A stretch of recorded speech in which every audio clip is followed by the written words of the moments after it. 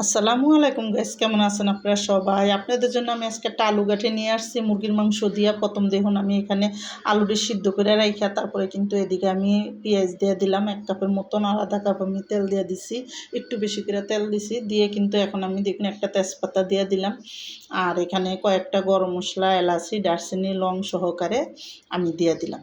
তো দিয়ে কিন্তু এখন আমি পেঁয়াজটা ভালো করে একটু লাড়াচাড়া দিব। পেঁয়াজটা হালকা একটু লাল লাল হওয়া পর্যন্ত পেঁয়াজটার একটু ভাজা নেবো আমি। তো এদিকে দেখুন পেঁয়াজটা যখন ভাজা হয়ে গেছে আমি 4-5 চামচ আদা রসুন বাটা দিয়ে দিছি,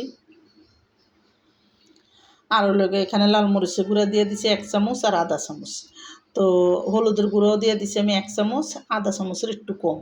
তো সব কিছু দিয়ে ধনিয়ার গুঁড়া দিয়া স্বাদ মতো লবণ দিয়ে দিছি। ধনিয়া গুঁড়াটা দেখাইতেই হয়ে গেছে। তারপরে দিয়ে কিন্তু দেখুন আমি একটু মশলার সাথে ভালো করে মিলাই নিছি। মিলাইয়া এখন আমি এখানে কিন্তু 1 কাপ দিয়ে আধা কাপের মতন পানি দিয়ে দিব। পানিটা দিয়ে আমি সুন্দর করে এই মশলাটা একেবারে কষানো পর্যন্ত ভালো করে কষাই নিব।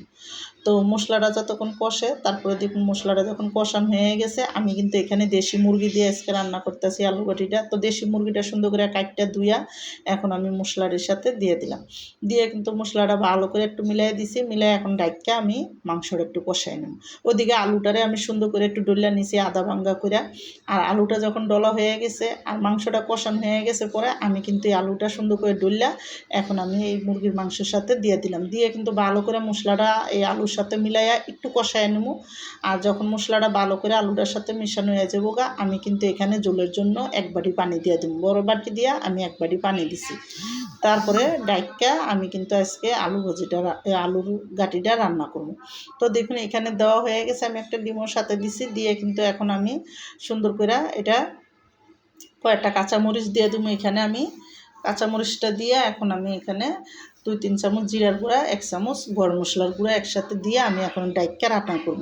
তো আমার এই মুরগি দিয়ে আলু গাঠির রেসিপিটা যাদের পছন্দ তারা লাইক সাবস্ক্রাইব দিয়েন প্লিজ। আমার ভিডিওটা বেশি বেশি শেয়ার করে দিন আর সাবস্ক্রাইব করে দিন আর কমেন্ট করেন সবাই। আর এখানে দেখুন আমি যখন সব কিছু দেওয়া হয়ে গেছে তারপরে কিন্তু এখানে আমি ধনিয়া পাতাটা দিয়ে দিছি। যখন 2-3টা বলক আইছে তারপরে দিয়ে স্বাদ মতো লবণটা দেখে তারপরে কিন্তু আমি এখন একটু ডাইক্কা দেবো। দিয়ে কিন্তু দেখুন এদিকে যখন আলু গাঠিটা অর্ধেক হয়ে গেছে নামায় রাইখা 2টা আমি এখানে লাল মরিচ দিছি, শুকনা মরিচ আর কয়েকটা পেঁয়াজ দিছি। দিয়ে কিন্তু সুন্দর করে আমি এখন একটা দাগানি তৈরি করে নেব।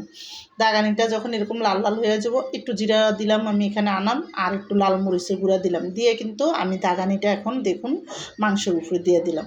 দিয়ে এখন আমি সুন্দর করে এখানে কিন্তু একটা চামচ দিয়ে 2 চামচ ঘি দিমু। দিয়ে এখন আমার যখন রান্নাটা সুন্দরভাবে হয়ে যাব আমি কিন্তু আলু গাঠিটা নামাই দেবো, রান্নাটা শেষ।